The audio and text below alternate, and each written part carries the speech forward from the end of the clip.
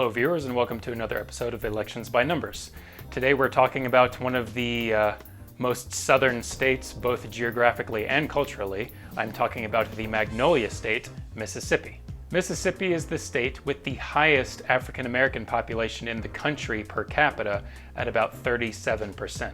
It's also the state that gave us root beer. Edward Bark invented the beverage in Biloxi, Mississippi in 1898. Also, for anyone who's had their own teddy bear, Mississippi is the state that came up with that term. It comes from a story of a hunting expedition with Teddy Roosevelt in 1902 in Sharkey County, Mississippi. After the team had captured a bear, Roosevelt refused to shoot it dead, instead letting it go. So that lucky animal became the first teddy bear, and the term is still used today. Mississippi is a state with 6 electoral college votes and therefore 4 congressional House districts, seen here. The current balance of power for U.S. House Representatives from Mississippi is 3 Republicans to 1 Democrat. Districts 1, 3, and 4 are all controlled by Republicans, and that second district is controlled by a Democrat. Each district is pretty heavily partisan compared to the national average. According to the Cook Political Report's Partisan Voting Index, none of the 4 districts has a rating below plus 10 points into either the Democrat or Republican column. I mentioned at the beginning of this video that Mississippi is the state with the highest per capita African American population, and I'd like to get into more detail now about that, showing you a county map of Mississippi and how demographics are broken down that way. So let's bring that up right now. So as you can see looking here, the western part of Mississippi is the more heavily African American part of the state. The darkest blue shades on this map actually show you counties that are more than 50% African American. I'm showing you this demographics breakdown because I want to compare it to how the congressional House districts are drawn. Let's put those up right next to each other. So interestingly enough, we see that 2nd district covers much of the western part of the state, therefore much of the African American populated parts of the state. District 2 also cuts into and covers most of the city of Jackson, Mississippi, which is the state capital and largest city. So what we're seeing from these maps is a state that's still pretty heavily segregated, though not by law anymore, and regional politics are reflected in those separate parts of the state. Because people from Mississippi are pretty entrenched in their politics, I do not consider any of their 4 districts to be competitive this November. So districts 1, 2, 3, and 4 all remain in their respective columns. Let's make that official and put it on our first map. Mark it.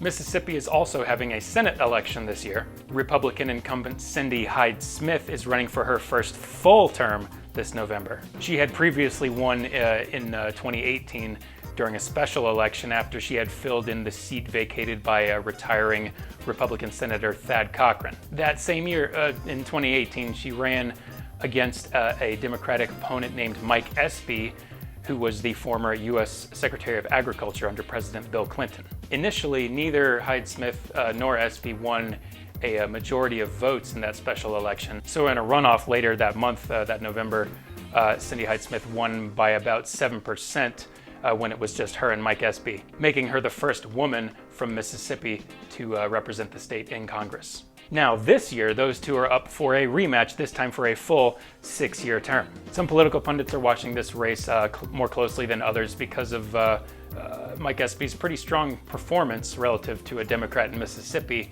in 2018. Does Mike Espy have a shot the second time around? Let's pull up some voter turnout ratios to see if we can break this down a little more. So as you can see from these turnout ratios, they are extraordinarily inconsistent, to say the least. Democrats had a massive advantage in turnout ratios in 2012, but that year Senator Roger Wicker won his seat by, I believe, nearly 17% of the vote, in spite of having a 100% deficit in that turnout ratio. These values are, of course, relative to the raw House turnout numbers, which I forgot to show you in the first section of the video, so let's bring those up right now.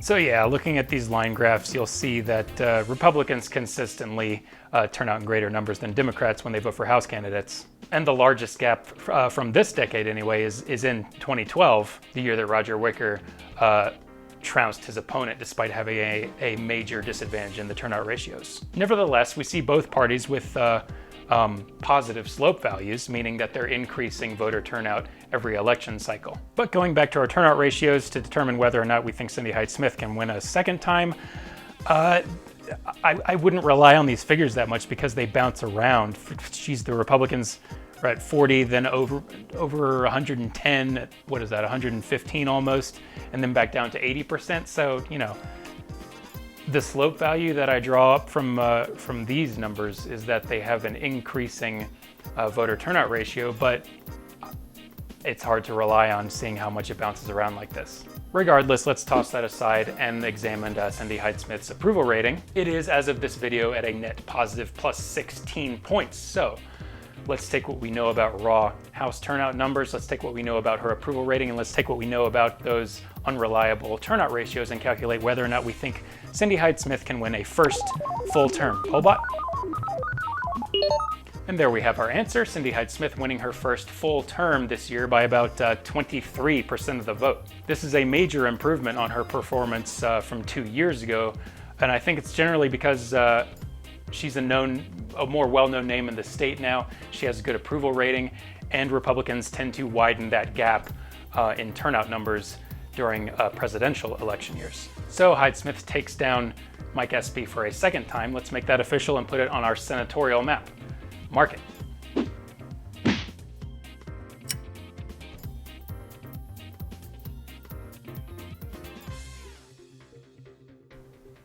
And now it is time to talk about the presidential election of 2020, starring President Donald Trump and Democratic challenger Joe Biden.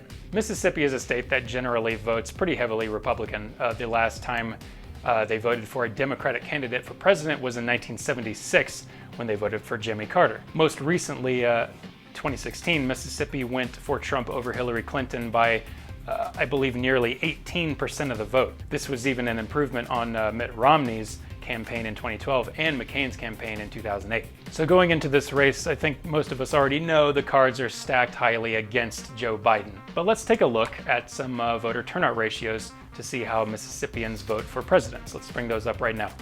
So here we see some better numbers for Democrats relative to Republicans in the state. In 2012, Barack Obama got great turnout relative to all Democratic House candidates running in Mississippi that year. He received nearly 37% more votes than all 4 of those candidates combined. Then looking at 2016, though, we see that ratio decrease pretty significantly by nearly 30 points, and Republicans picking up an extra 2%. That was, of course, the year that Donald Trump greatly outperformed Hillary Clinton in the state.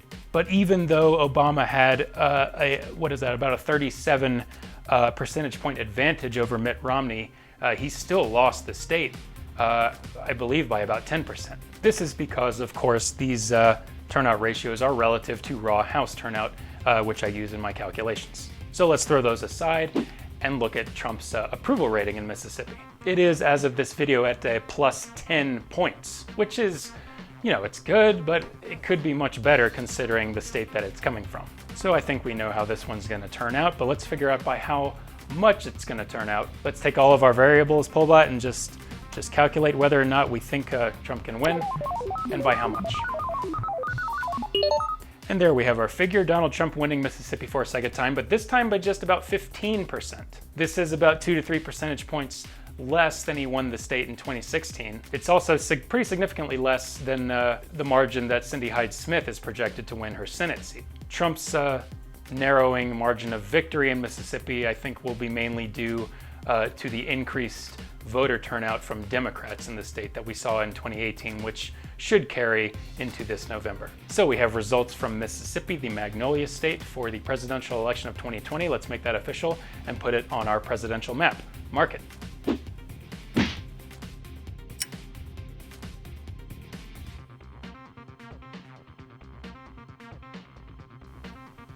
So every election in Mississippi went down exactly the way I thought it would. Let's talk briefly about the future of the Magnolia State. Let's bring up an old line graph and 2 new ones and talk about this. First, looking at raw House turnout for the entire state, we see a voting population that is generally way more enthusiastic to vote during presidential years than off presidential years. This is, of course, not an uncommon trait among states. But we also see generally increasing voter turnout going from one election cycle to the next. And with these lines ending at 2018, we see a pretty great turnout from both parties that year. Of course, Republicans still outvoted Democrats, but Democratic turnout barely fell off from 2016. That strong performance from Democrats in 2018 is probably most of the reason why the slope value for the blue line is higher than the slope value for the red line. Those values that precede X in both equations, that 13.5 for Democrats and that 7.1 for Republicans, shows me that Democrats are narrowing their voter deficit by about 6,500 votes every 2 years. In other words, they're gaining on Republicans. Next, looking at these estimated slope values for the increase or decrease in those turnout ratios, we see pretty abysmal prospects for Democratic senatorial candidates running in the state. This rapidly decreasing value for Democrats is largely why I believe Cindy Hyde-Smith will do so well this year. Voters for Democratic House candidates are just less enthused to vote for senatorial candidates from the same party. And the opposite is true for Republicans. We see their slope value increasing, so considering that Republicans generally turn out in greater numbers anyway, this spells big trouble for senatorial candidates in the state, from a Democrat's perspective anyway. The estimates for presidential to House vote ratios are steadier. Voters are more likely to vote straight ticket along party lines during presidential years. But curiously enough, we see that slope slightly decreasing for Democrats and very slightly increasing for Republicans, though their slope value is nearly zero. Through the decade, we've seen better turnout ratios from Democrats when it comes to presidential elections, but it's not enough of a gap to make a difference considering the raw House turnout. Okay, graphs aside, and I will give you my final consensus on the state of Mississippi's future. It is a very reliably Republican state, yes we know, but it is becoming more Democrat. We see from increasing turnout for House candidates in the state, as well as the smaller margin of victory for Donald Trump that I've projected for this year. And I believe we're looking at a state that is rounding a corner right now politically. It's gotten very heavily Republican over the past few years, but I think it's finally starting to come back a little bit. This doesn't necessarily mean that Senate seats are going to flip. Definitely Senate seats are not going to flip. But presidential elections in the next decade or so might start to become a little bit closer. In a few years' time, Mississippi may be having margins of victory for Republican presidential candidates that are less than 10 percentage points. And that just about does it for our most recent episode of Elections by Numbers. I want to thank you, the viewer, for tuning in today. If you like what you saw, please hit the subscribe button to get updates on new content as it becomes available. I upload videos every Monday and Thursday. I'm also on Twitter, and I update that account with which state I will be covering next ahead of the scheduled release date. So if you want to stay ahead of the curve, please give me a follow on Twitter, and that link is in the description. Thanks again for watching, and thank you for voting. See you next time.